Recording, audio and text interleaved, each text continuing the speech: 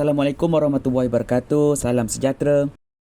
Hari ini kita nak buat soalan percubaan tahun 2021 untuk tingkatan 5 ya. Biologi tingkatan 5 bab 4 pengangkutan dalam tumbuhan. Ini kertas percubaan tahun 2021.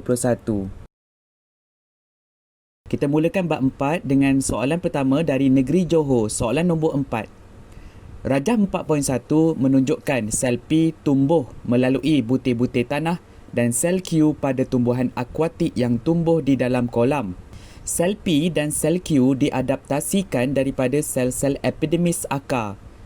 Okey, perhatikan rajah 4.1. Kita ada sebelah kiri iaitu ada macam sel rambut akar yang biasa yang kita tengok ada satu struktur W dalam butir tanah. Sebelah kanan pula kita ada sel yang sama macam yang sebelah kiri tu, cumanya dekat dia punya struktur W tu ada beza. Di mana yang W yang sebelah kanan ni dia straight, W yang sebelah kiri tadi dia bengkang-bengkok. Jadi ini disebabkan oleh dia punya persekitaran dia lah. Kalau yang sebelah kiri tu berada dalam butir tanah, manakala di sebelah kanan pula berada di dalam air. Kedua-duanya merupakan sel rambut akar ataupun sel epidermis akar. Okey, kita pergi kepada soalan A. Kedua-dua sel P dan sel Q mempunyai struktur W. Namakan struktur W. Kalau struktur W itu merupakan komponen ataupun struktur pada sel-sel epidermis, jadi ini bermaksud W itu ialah rambut akar ya, rambut akar. Unjuran halus yang keluar daripada sel epidermis akar dinamakan sebagai rambut akar. Rambut akar ini dapat menambahkan jumlah luas permukaan. Jadi proses penyerapan air dan juga garam mineral akan bertambahlah. Soalan B. Terangkan perbezaan bentuk W pada sel P dan sel Q. Dia kata bentuk dia tadi. Kita dah pun jawab masa kita tengok gambar rajah. Yang bentuk yang P tu ialah dia bengkang-bengkok kan. Yang Q pula ialah lurus. Jadi kamu jawablah dekat sini. Sel P, kamu kata bentuk W tu berliku-liku ataupun bengkang-bengkok. Kamu tidak boleh hanya menyatakan apa yang kamu nampak, tapi kamu kena terangkan.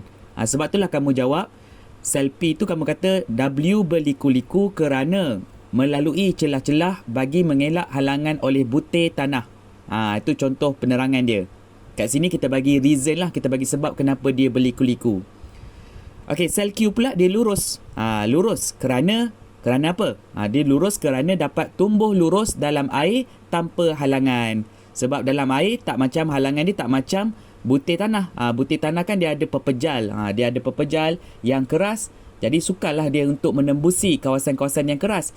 Jadi W tu akan dia bengkang-bengkok, dia akan melalui kawasan yang orang kata lembut ataupun kawasan yang tidak mempunyai butir tanah tadi. Dia melalui celah-celah dia. Sebab tu dia berliku-liku ataupun bengkang-bengkok. Manakala sel Q pula dia lurus kerana dia boleh tumbuh saja. Kerana dia boleh tumbuh sahaja secara lateral, secara sisi, okay? Sebab dalam air tidak ada halangan. Itu contoh jawapan dia lah. Okay, soalan C1. Nyatakan dua bahan yang masuk ke dalam struktur W dan terangkan kegunaan bahan itu. Dua bahan yang biasanya kita akan bincangkan bila kita sebut rambut akar, mestilah merujuk kepada air dan garam mineral. So, bila kamu dah tahu dah air, and then kamu terangkan apakah kegunaan air tersebut. Garam mineral pula apa kegunaan dia? Contohnya, air digunakan dalam proses fotosintesis. Itu pertama. Air digunakan dalam proses fotosintesis. Atau kamu boleh jawab, air dapat menyejukkan tumbuhan. Air dapat menyejukkan tumbuhan melalui transpirasi lah. Kan? Sebab itulah kita kata transpirasi ni memberi kesan penyejukan kepada tumbuhan. Jadi air dapat menyejukkan tumbuhan melalui transpirasi. Okay, maka yang kedua pula kamu mesti jawab berkaitan dengan mineral, garam mineral tadi. Kamu kata garam mineral seperti ion kalium penting untuk pertumbuhan yang sihat.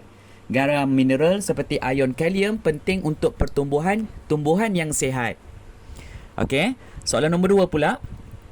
Bagaimana bahan-bahan yang dinyatakan di 4C1 iaitu yang air dan juga garam mineral tadi memasuki struktur W? Huraikan jawapan anda. Mestilah dia masuk ikut pengangkutan apa? Kalau air secara pengangkutan pasif kan yang kita namakan sebagai osmosis. Manakala ion kalium pula biasanya dia akan masuk mengikut pengangkutan aktif, iaitu dia memerlukan tenaga kerana dia menentang kecurunan kepekatan. Okey, kita jawab macam ni. Air dulu. Kita kata air meresap masuk ke dalam struktur W, ataupun kamu kata air meresap masuk ke dalam rambut akar secara osmosis dari kawasan keupayaan tinggi iaitu butir tanah tadi ke kawasan keupayaan air rendah iaitu sel-sel epidermis akar. Itu contoh jawapan dia lah.